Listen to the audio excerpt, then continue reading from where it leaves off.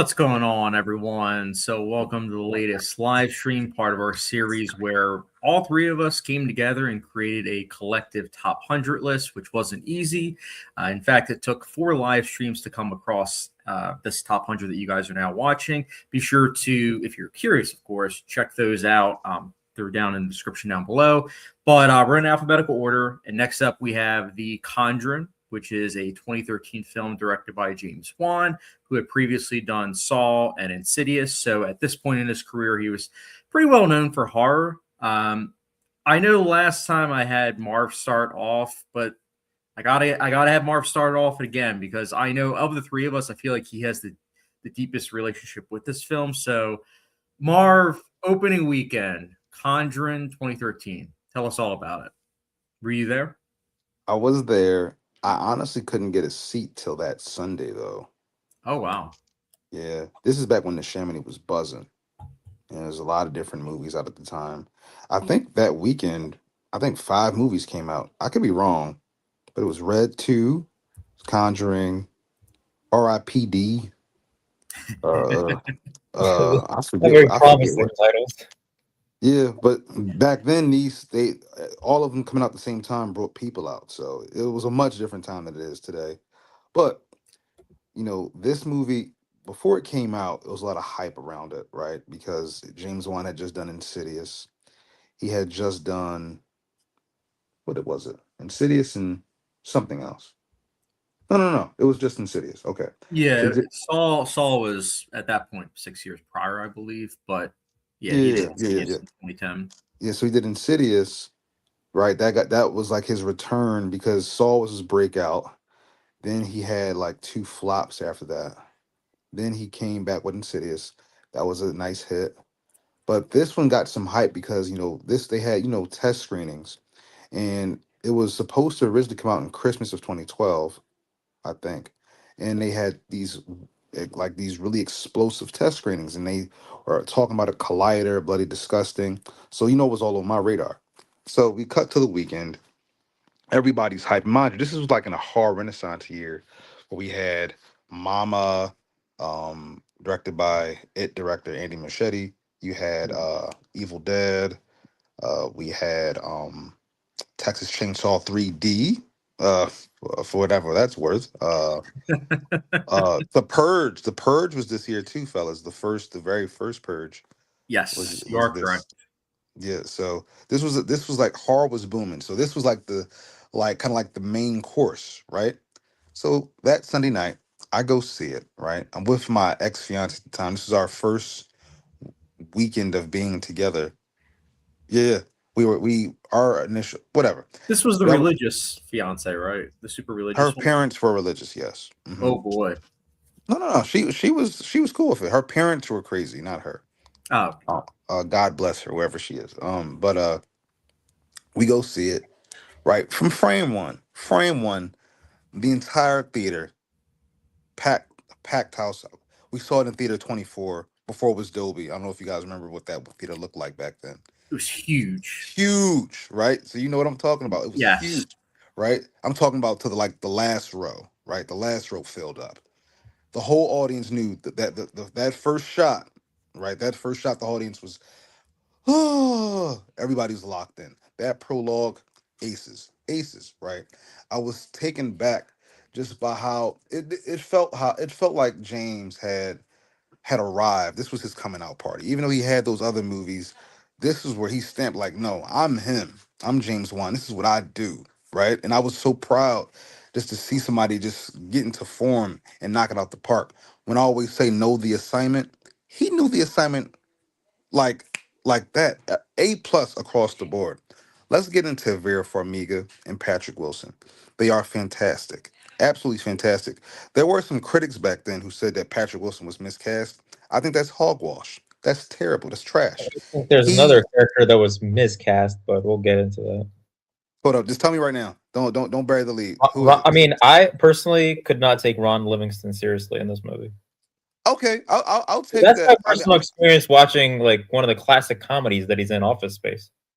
I I'll take that. I'll take that. We'll get into it later, but I'll give I understand. Um, but I thought Patrick Wilson.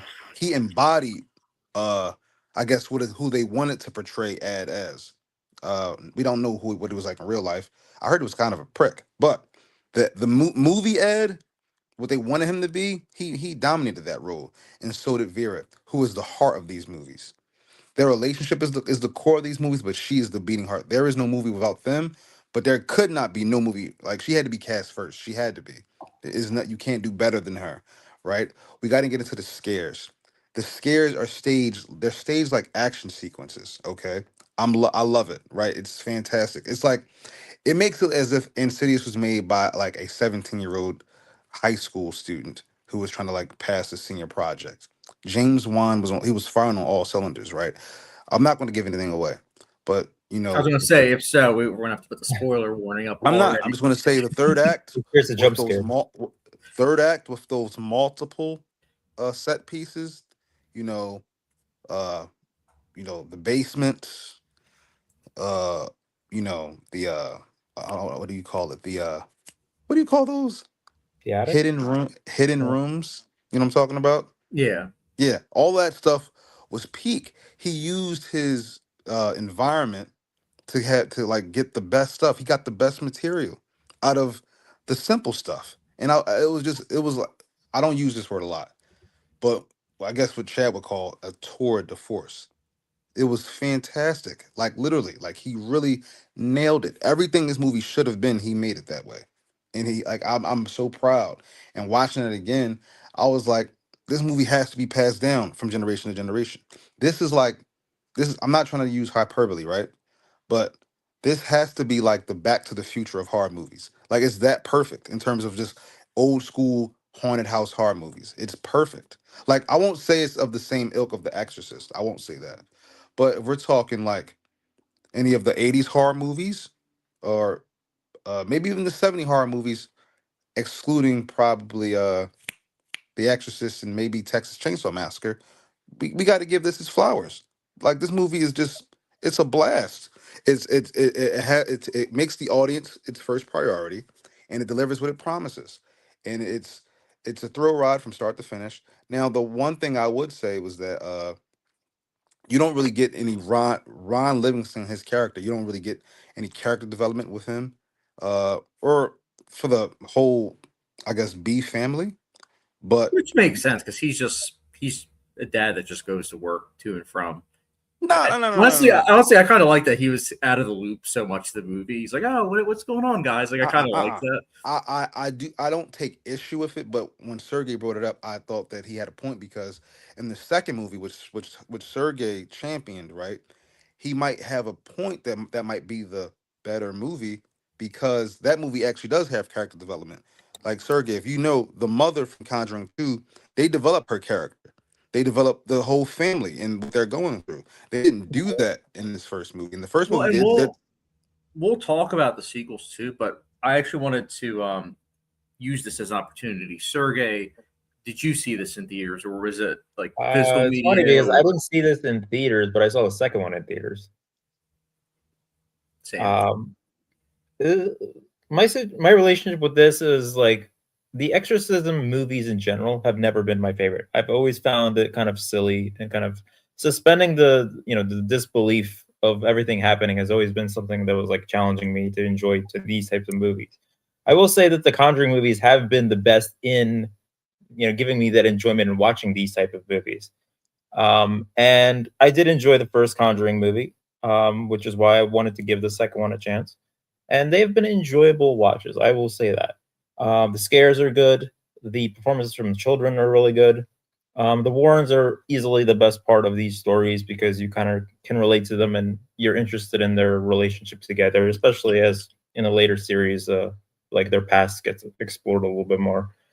Um, I will say that with each viewing, it dips a little bit in quality. Probably because I'm already expecting the scares. I'm not as like creeped out. I've never been scared of these movies, but they have been like eerie enough to where they're like unsettling.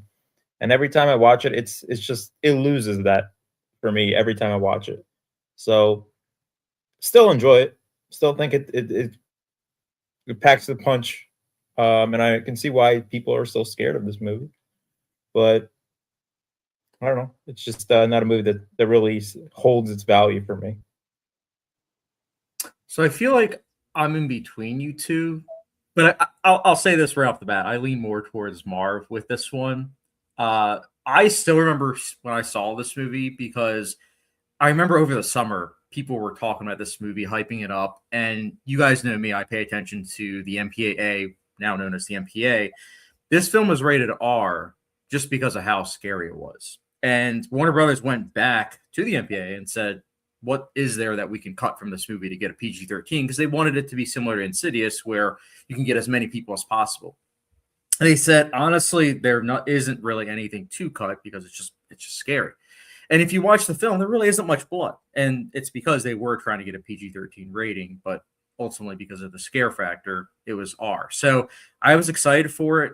You guys know the stories of me having my cracked iPod. I was watching this movie at school in between like class periods and admittingly in some class periods.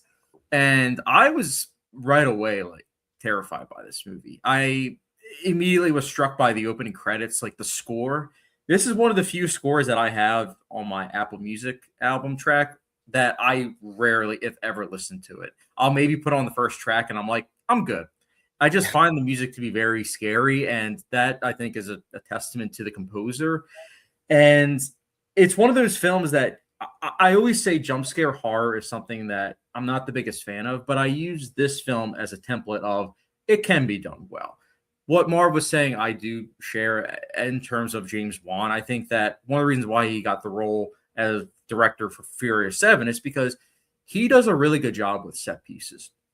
He did a fantastic job with Insidious, and I think he did a great job with this one as well because it feels like living, breathing characters. I would argue that the characters are the set pieces in these films, and this one in particular, and that the characters are just, they're going through these events almost like a haunted house carnival type ride. And there's nothing wrong with that. If anything, I think that it's invigorating and it's enthralling. So I really like this film. This and Insidious are the two films that my wife and I, we revisit quite often because they're just very enjoyable. Is The Conjuring one of my favorite horror films?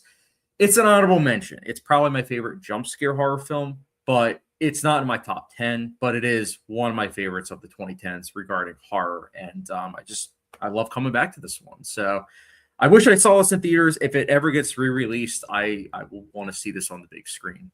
But yeah, I like this film quite a bit. It's a great movie. That's a great movie, man.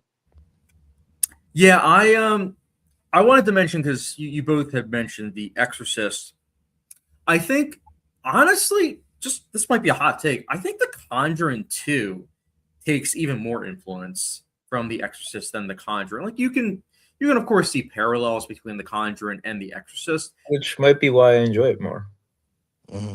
I enjoy both though, and I think this is a great example of where two films that have similar premise are done completely different, and so you can appreciate them both for what they're going for. Like Friedkin's is more of a procedural base, which makes sense because he was a documentarian beforehand, versus James Wan.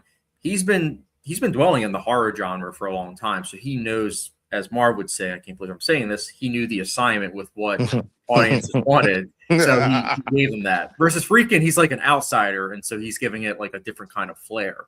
And I appreciate both, directing.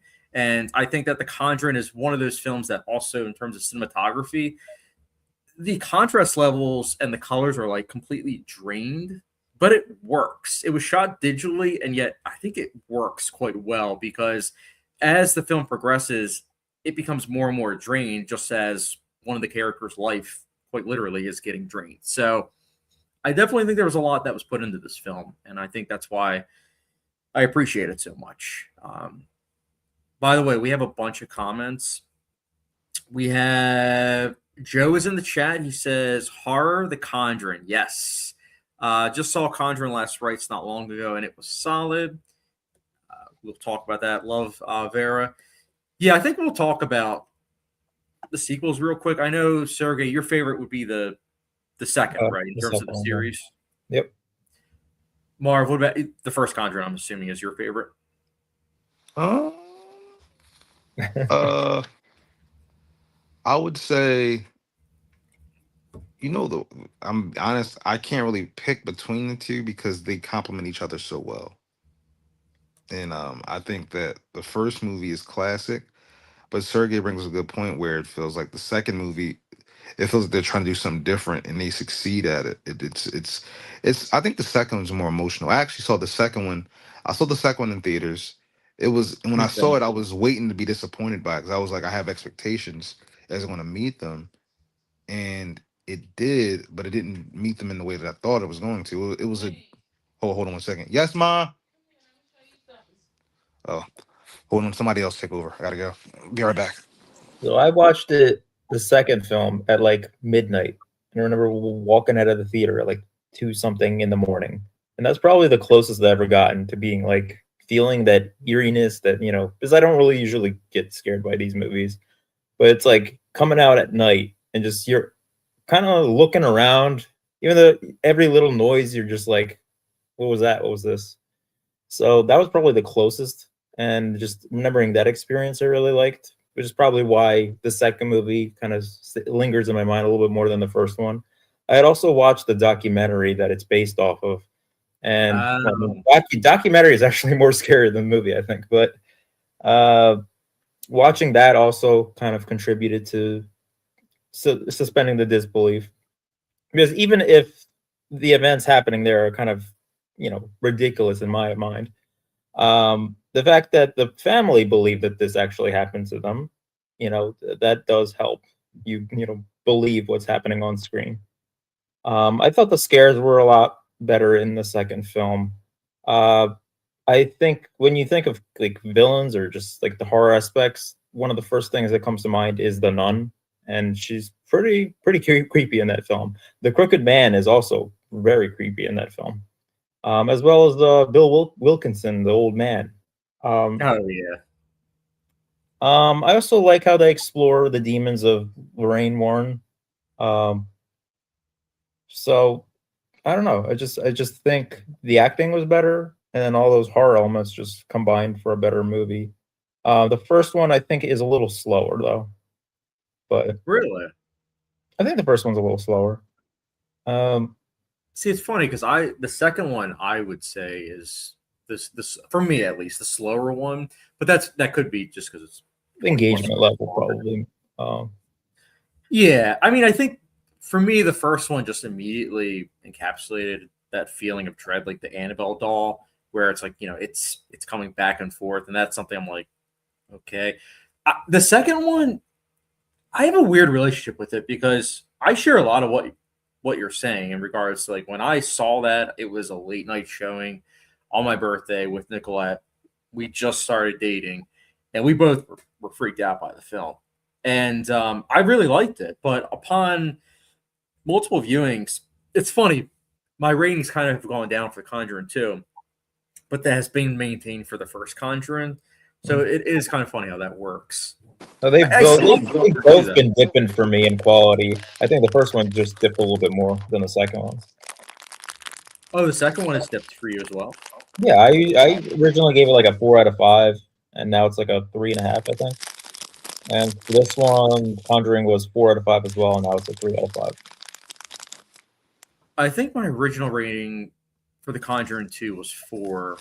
Now it's at 3.75 out of 5, I believe. And then the first Conjuring, it goes back and forth between 4.5 to 5. There was one or two viewings I think I did give it a 5 out of 5. If I go on Letterboxd real quick, I can confirm.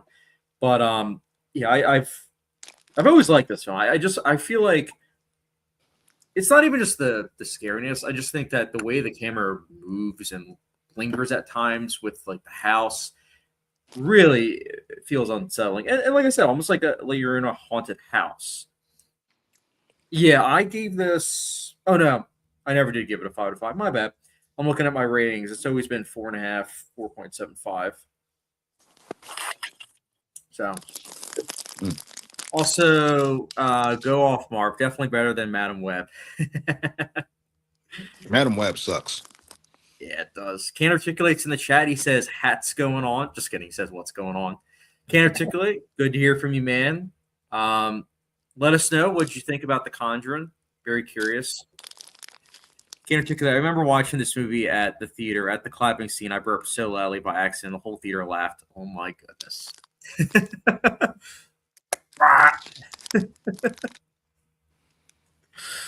Oh, I will. That was a great scene. It was, and I didn't see any marketing for the movie, so I didn't realize that that was a big part of the marketing. That so for me, I was surprised. Just like the dresser scene, you know what I'm talking about. That scene, even though I know when it's coming, it still freaks me out. I'm like, okay, here it's coming. The makeup, we also got to talk about the makeup. I think the makeup is really good. $20 million budget film definitely went to the makeup, the house, which, Marv, correct me if I'm wrong. Was this a real house or was this a set? They shot this, if I'm not mistaken, in North Carolina on a soundstage. Okay. I think so. You got to look it up. But I believe that they shot it in North Carolina. Honestly, I feel like that adds to the eeriness. I was hoping they shot it just on location because I don't ever know why they have to do it on a soundstage. I feel like it's more manageable because guess. they know that there's going to be a lot of damage. So I guess you could make the argument that they could always buy like an abandoned house. Indie films do that, but I don't think big studio would do that as much anymore. Okay. Joe says really like the whole series. I will say this: I am not a fan at all of the third Conjuring. Like I was severely disappointed by that one, and the fourth one I felt mixed about. But I also know that I should probably rewatch it because it was one of the worst theater experiences in recent memory for myself, probably since the second Space Jam. So maybe I didn't rewatch it. The second Space. Maybe you should watch it on an edible, Chad. Did you see it on IMAX? I mean, you're over here enjoying these new SpongeBob movies, so I don't know. I enjoy them, man. They are a lot of fun. But no, Space Jam 2, I would not watch. Well, I'm sure that they are, but I just want to watch them that way because I'm like, I always hear people saying how good they are that way. But Space Jam 2, I would not rewatch. Not only just because of the theater experience, but just the theater experience was terrible. That was easily I think it was the worst theater experience. And what happened again? So this was during the pandemic. The theater was legit overcrowded.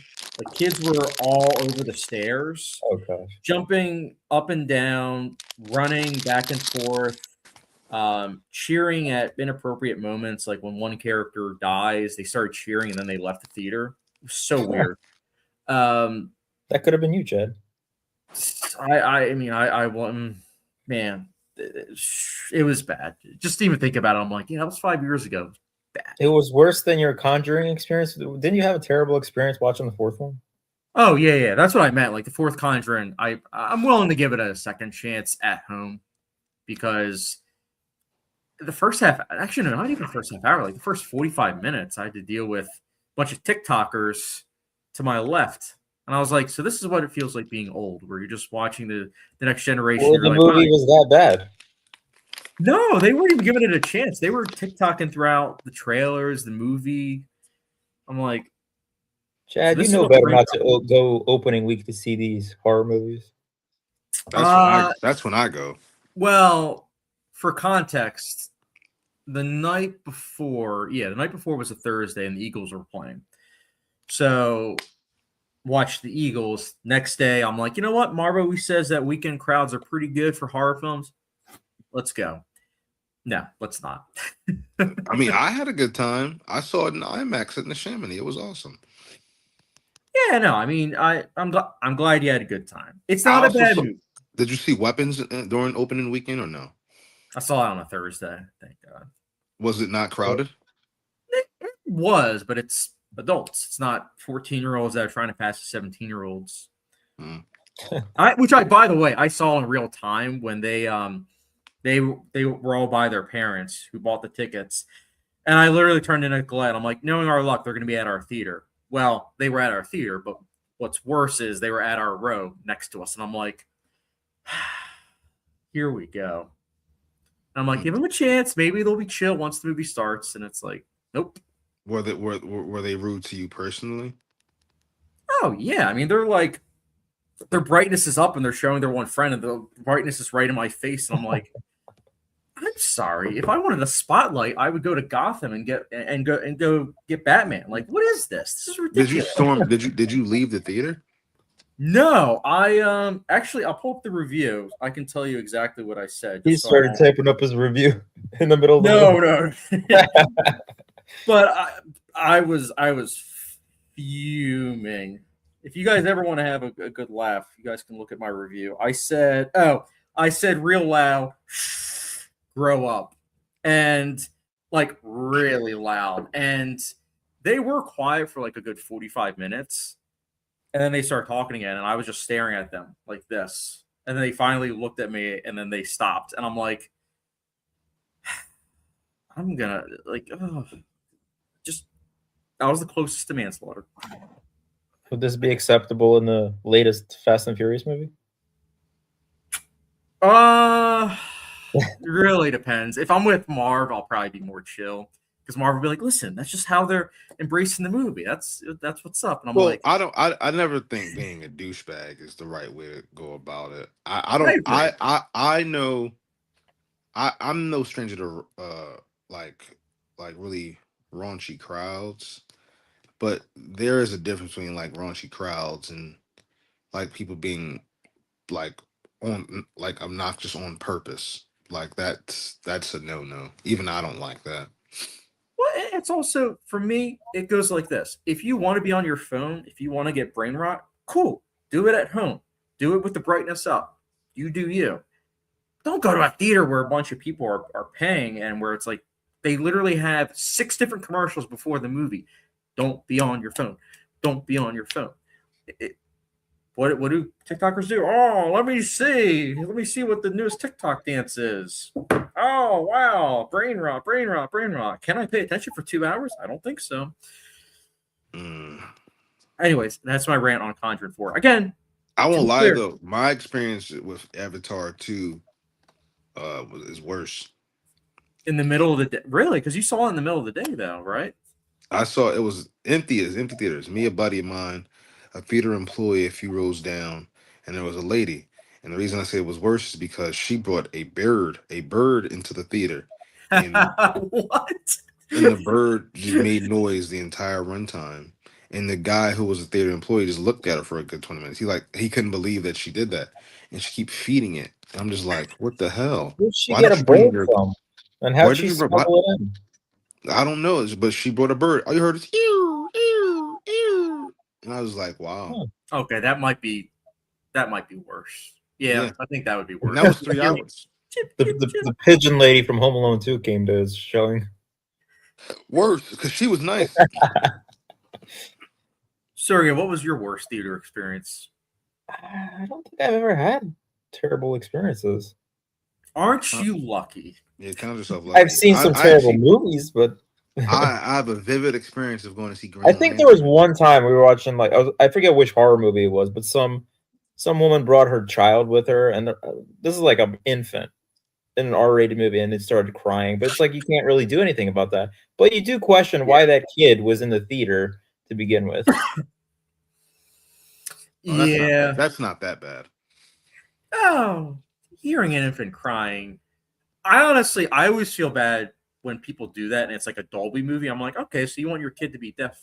Cool. I can. Because it's loud in Dolby. I mean, my Apple Watch literally goes off. It's like, oh, 90 decibels. I'm like, that's loud. I mean, there's been times where somebody's phone went off, and it took them like, I don't know, 5 minutes to get to their phone. Oh, yeah, where it's like an old person. They're like, oh, it just gets brighter and brighter. And you're like, all right.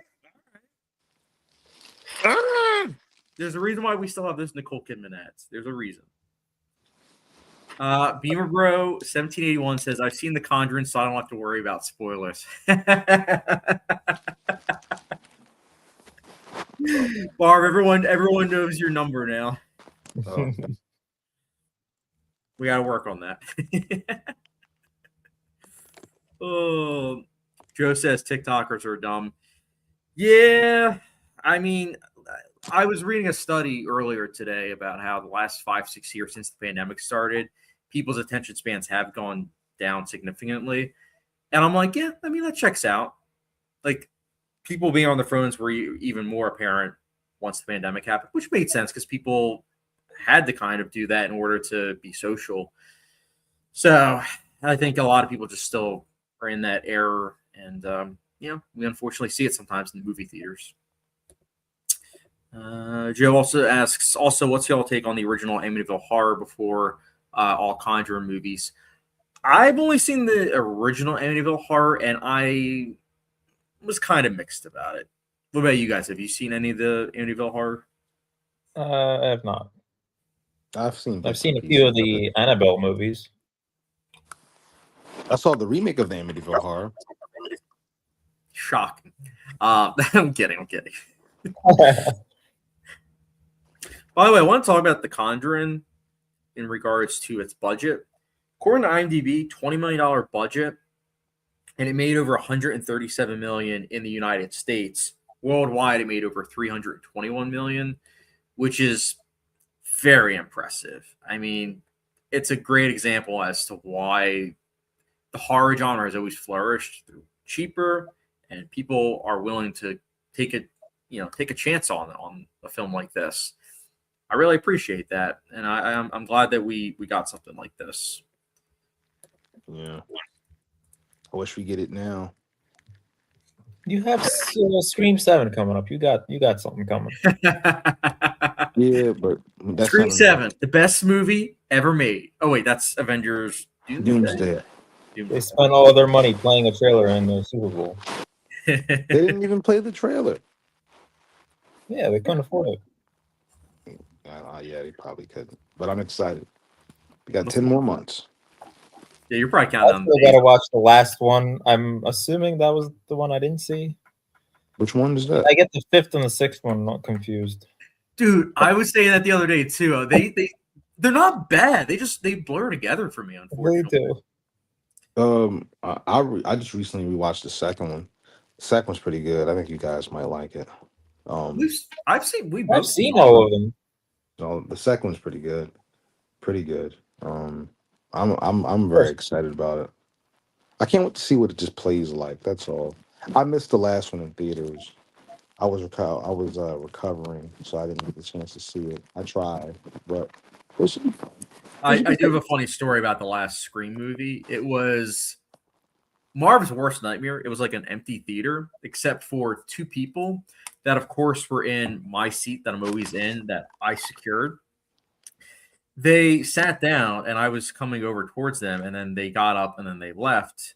And I went in my seat. I'm like, okay, I guess I'm going to be the only person at this theater.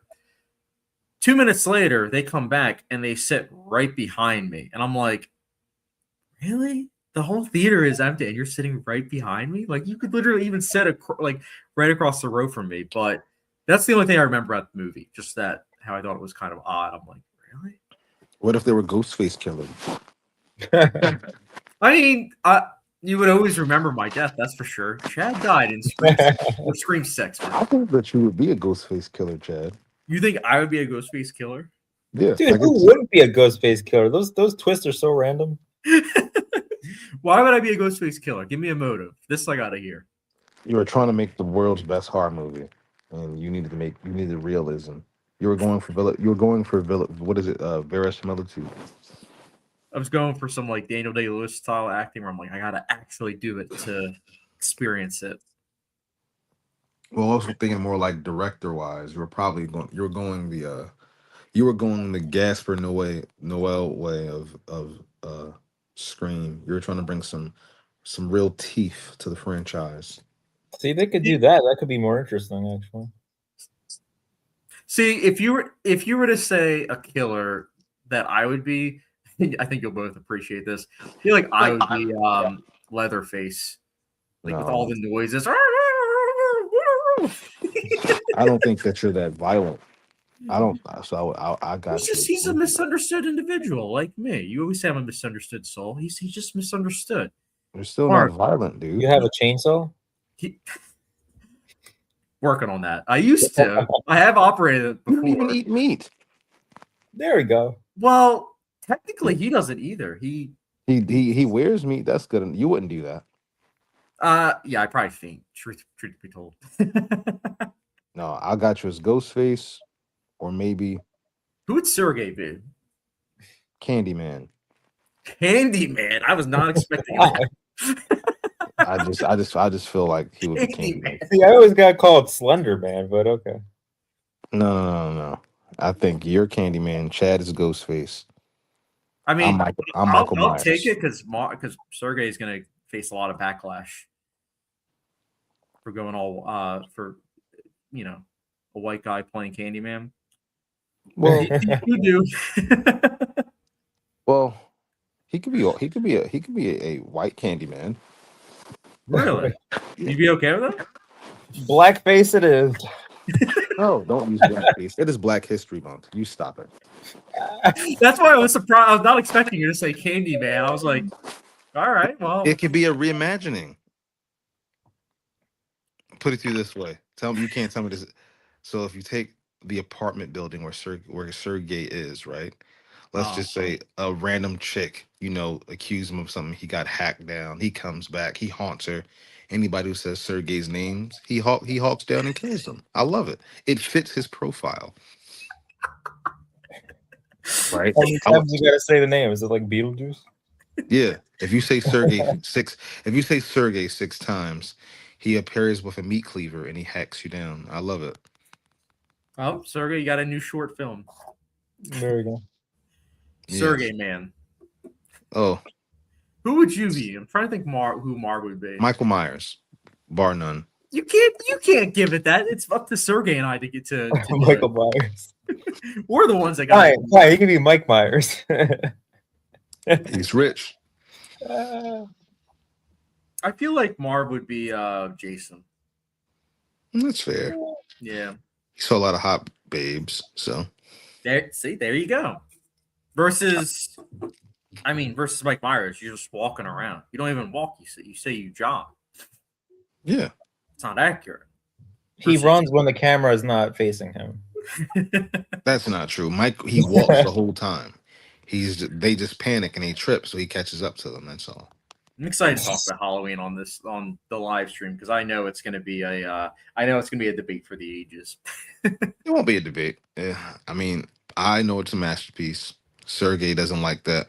A small, tightly budgeted movie. 3 out of 5 stars, and suddenly, I think it's the worst movie ever made. I just think that it deserves more flowers. It was Blair Witch before Blair Witch was Blair Witch. Sergey loves Blair Witch. Yeah, I know. Blair Witch is Sergey's favorite film of all time. You heard it here first. It's one of mine. What? That would be an interesting, in terms of Sergey, man, where it's he goes after people that watches the Blair Witch Project because he wants the movie to be buried in time. That is diabolical hating. You better not ever do that, Sergey. Nah. When you try to deny people either information or I guess movies in this case, people are only going to want that even more. So yes, it's going to backfire. So actually, you should do it. you should do it so that it can become beloved as it should be. Nope. Yeah, to be quite honest, though, I think that Blair Witch and Lake Mungo deserve their spots in film history. Lake Mungo, I didn't like it that much. I think they both do. I mean, honestly, I love watching. I mean, as you both know, I'm into history, but I just love watching the progression of where horror has gone. I mean, the early 2000s, you had it where there was jump scare horror for sure, no question about it, but it was very much so slasher driven, very, very gory. And then I want to say the 2010s, not so much. It was more so either jump scare or what's the term? Elevated horror, where it's usually art house horror. And it's very interesting to see the kind of divide that we got from that. And A24, of course, helped with that. Take me back to 2000s horror, because that's where it was at, man. I was just watching I was watching Dawn of the Dead last night. It was fantastic. A fantastic date night movie. Have you seen the original one? I did. But what I watched last night is one of my favorite movies of all time. Like I love that movie. Over the original, really? It is. I love it. Wow. Okay. I personally adore it. I've had a problem recently when I turn on certain movies and I can't watch them. Not all of them, but sometimes I try to like give something a shot. I'm like, I can't watch this. And Citizen Kane was one of them, Chad. I watched Citizen Watched Kane. it on 10 speed. I wish. But I threw this on yesterday, and it was a breath of fresh air, man. And I loved Dawn of the Dead. It was I think it's Zack Snyder's best movie, to be honest. Whoa. I do. While watching it, I was like, this is his best movie, and it's awesome. Man of Steel just can't get any love. I love Man of Steel. I do love Man of Steel much more. But Man of Steel is like, I can't call it his best movie. Watchmen's my favorite. Well, I love Watchmen too. I love Watchmen. I don't know which I love more, Watchmen or Man of Steel. If you would have asked me 10 years ago, I'd have told you I love Man of Steel more than all of them. But as time goes on, you kind of like you get to sit with them and rewatch them and mull it over. And I feel as though Watchmen, like when it came out, I swore I was the only person that liked it. Like you would have thought everybody else in the world hated it back then. Like I remember, I never forget opening day when we went to go see it at Franklin Mills. It was actually a crowded night. Everybody was excited about it. Like a lot of like people who weren't even into comic books and superheroes like that just came out to see it. It was really highly anticipated. And then we all sit down to watch it. And then at first, people are into it. I remember that because like the whole opening scene with the comedian and everything. And then like an hour and a half in, you felt it. Like you could feel like the restlessness. People started walking out. Like just like in like bulk, like in clusters of people just got up and just start leaving. Challenging film. No, I'm not going to go there. I'm not giving you that one. No. What do No, you mean? I love that movie, but I'm not going to do that. It was it's I just do think I will say on the record, I do think Watchmen is a challenging film. I Because don't think it's challenging at all. There aren't any it's a very morally great film. Like you're being plunged into this world where there's very little hope. And growing up is realizing that Rorschach is kind of a Say it, hold up. Rorschach is what? Yeah. No, he's not. He's perfectly sane. He's just a guy who doesn't wash up. When was the last time you saw Watchmen? Hmm? When was the last time you saw Watchmen? Oh, a little while ago. Well, not that long. I watch it all the time. Rewatch it. And then we'll talk. I need to rewatch it. I'm way overdue. Yeah, you haven't seen it since it first came out, right? Yeah, 2009. Damn it. That's a long time. Mm-hmm. Do you know how many times I've seen it since then? Hmm? Do you know how many times I've seen it since 2009, Sergey? Probably 1,000 times. No. Want to guess? You I said don't know. 2 dozen? No, 2. You said 2 dozen? 2,000. Not 2,000. Probably 200. He was finishing up watching it a 200th time, and then he started watching it. When I first watched it, I knew I liked it, but I knew everybody else seemingly hated it. But I had to convince my dad to watch it a couple times with me to see if he liked. Because at first he crapped all over Watchmen. He said, "Son, that movie's going to sell 6 tickets tomorrow." I was like, "Dad, you didn't like it?" He was like, "The action." He said, "Son, what action?" He was going off. But as he watched it some more, he kind of like it was kind of like the Hereditary thing. You watch it once, you're not sure what to make of it. You watch it the second time, all right, something's here. By the third time you watch it, oh, okay. So Watchmen is a movie that you have to watch a couple different times. Now, Watchmen is loved now because it got to sit and marinate with people. But when it came out, everybody thought it was just an action blockbuster. But once they got to, sit with it for a while, they got to see like, what it was going for. It was like a deconstructive superhero tale. It wasn't a typical superhero tale. And that's what people thought they were getting back then.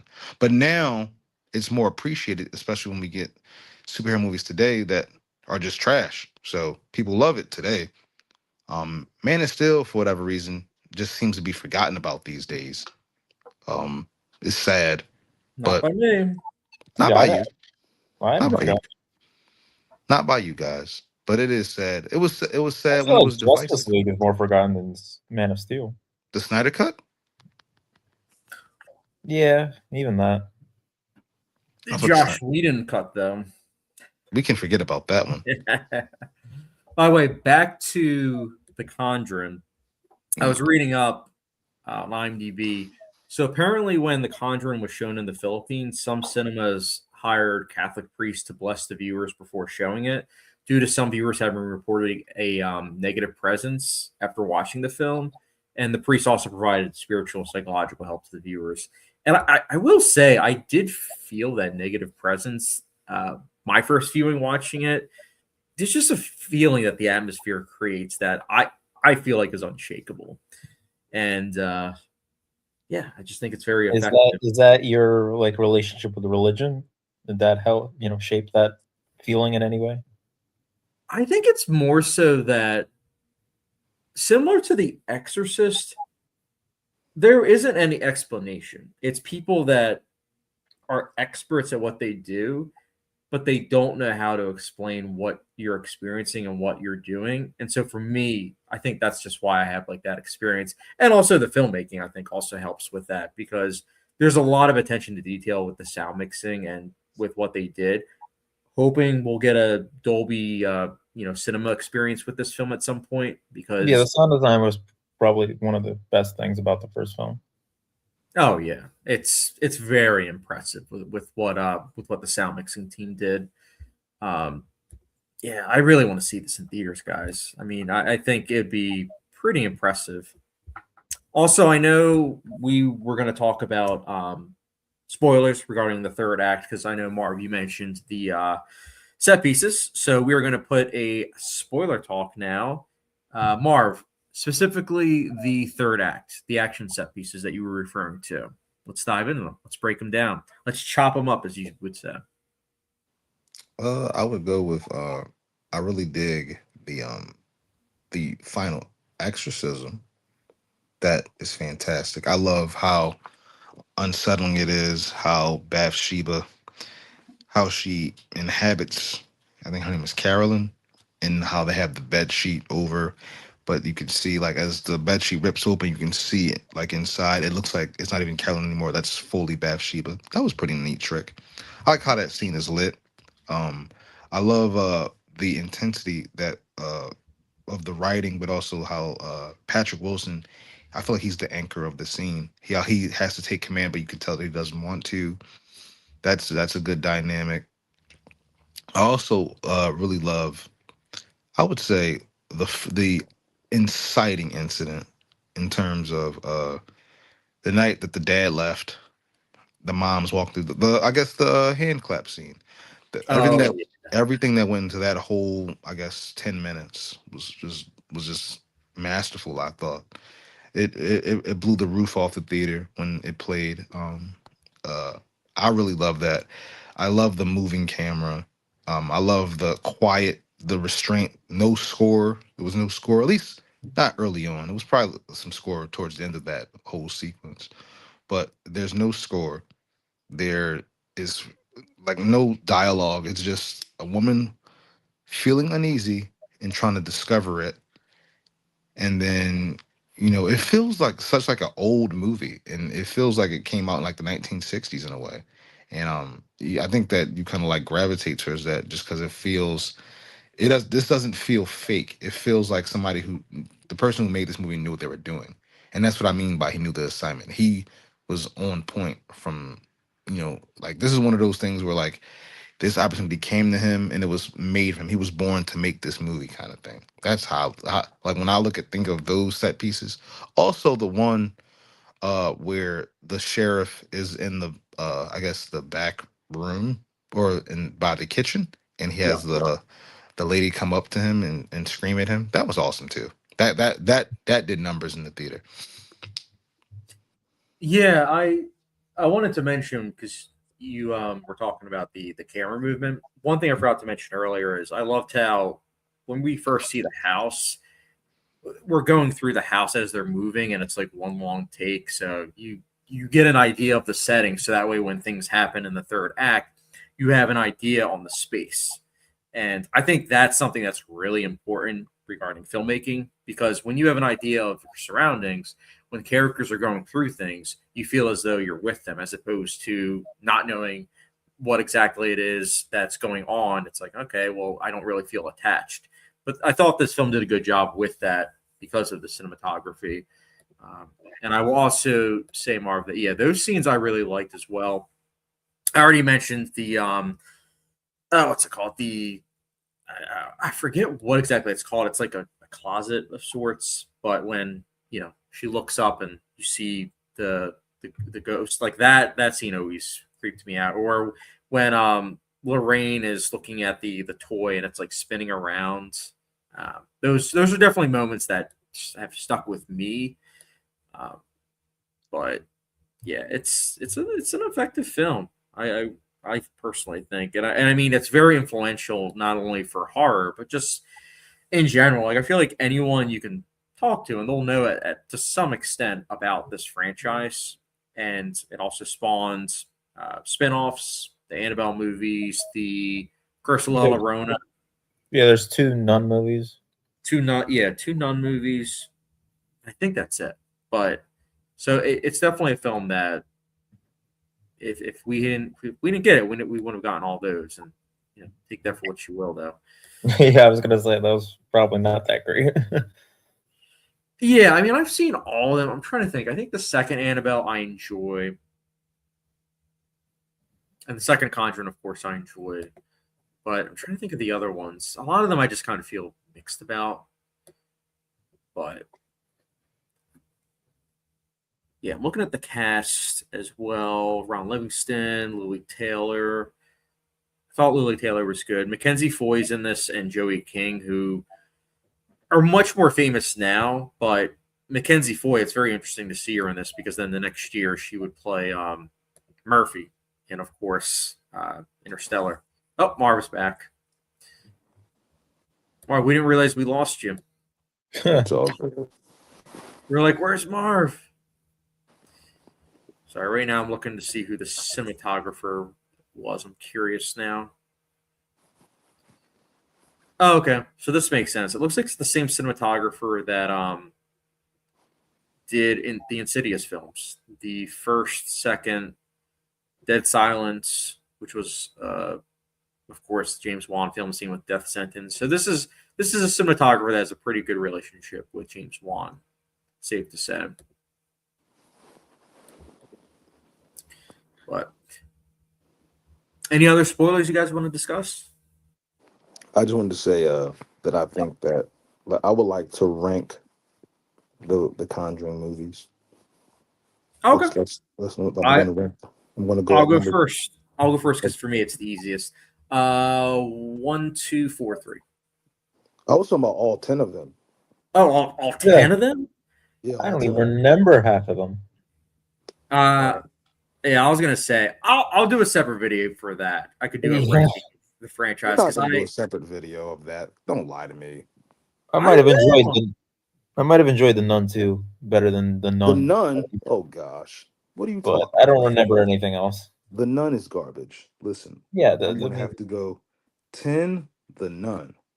9. The Nun 2. 8. The Curse of Yola. The Curse of La Llorona. 7. I will go Annabelle Comes Home. 6. Annabelle. 5. Annabelle Creation. 4. Conjuring 3. 3. Conjuring 4. 2.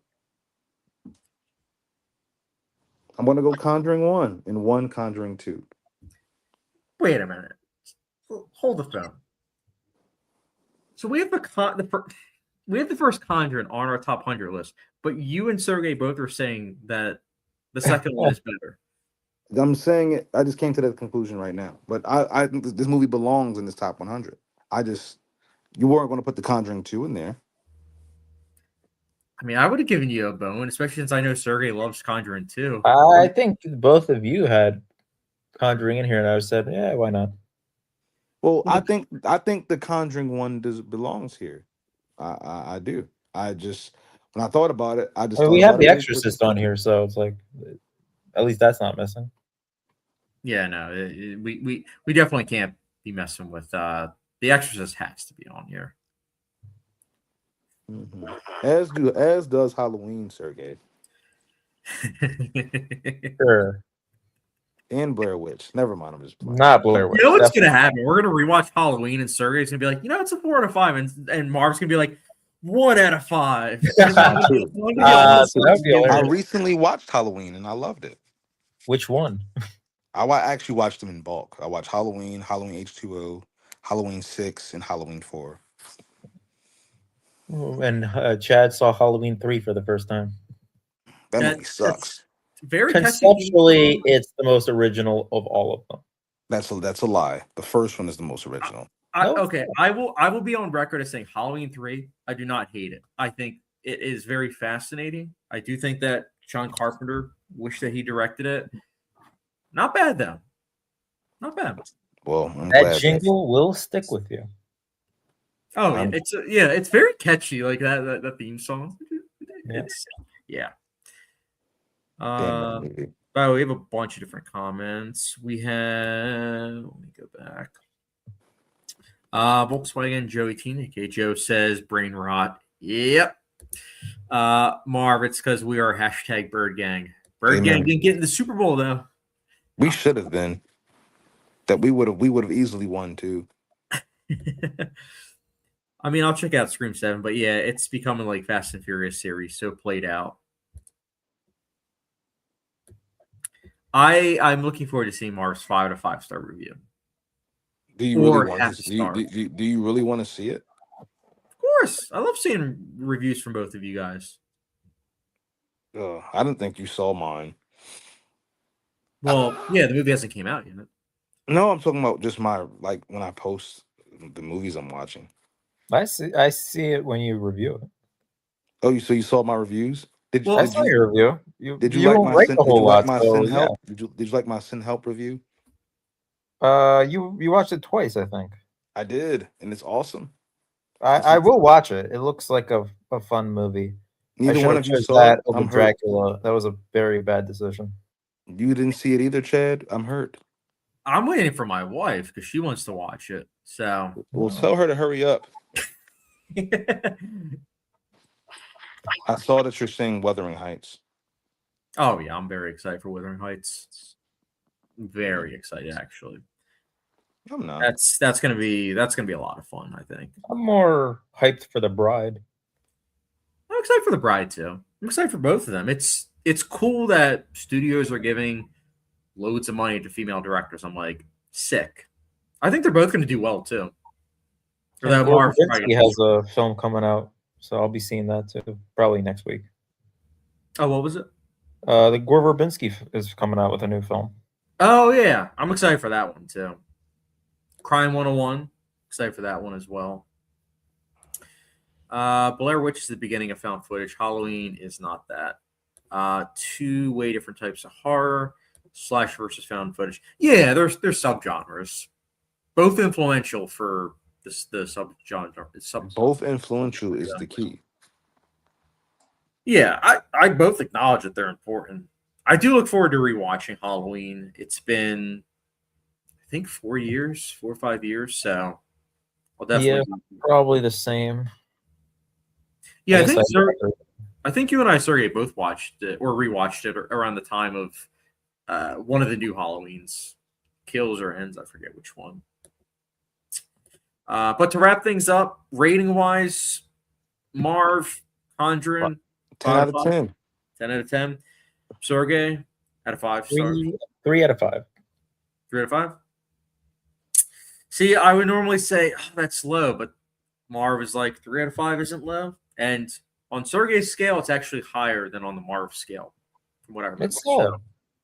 Yeah, we'll accept that. Marv, we still need to get your scale on Letterboxd. I'm giving The Conjuring a 4.5 out of 5. Really like it. It's a very effective. As you should. What can I say? I own it on Blu-ray. I really like it. if in the mood for horror, want to watch one with my wife, that Insidious, Lighthouse. No, I'm kidding. That's for the boys. That's for when Mark comes over. No. Whenever Mark comes over, I'm like, all right, putting on the Lighthouse shirt. He just take out a gun and shoot me. He'd rather watch Midsummer. Yeah, I would. Well, that's because of Florence Pugh. Yeah. We're gonna do a Marv cut of Lighthouse where Florence Pugh is in the lighthouse. No, that's your character. I don't want to ever. He's the octopus. I don't want to ever look at a frame of the lighthouse ever again. I don't ever want to see the blue. Well, guess what shirt I'm wearing on Friday? You can wear whatever shirt you want to. I don't want to see any frame of that movie. Fond of me lobster shirt. No. Oh, yes. It's making my head hurt. Anyways, so Conjuring, those are our thoughts. We tried to keep it spoiler free, except for, of course, the section. Next week, we are going to be doing Dances with Wolves. The three of us. The director's cut or theatrical cut? We will talk about that off to the side. But Dances with Wolves will be the film that we talk about, and then we will be taking a 6 to 8 week hiatus for personal reasons. But we'll definitely be back because this is number 21. So we'll have, after Dance with Wolves, 78 more live streams to go. So stay tuned for that. And let us know your thoughts of The Conjuring down below, guys. And we will catch you guys later.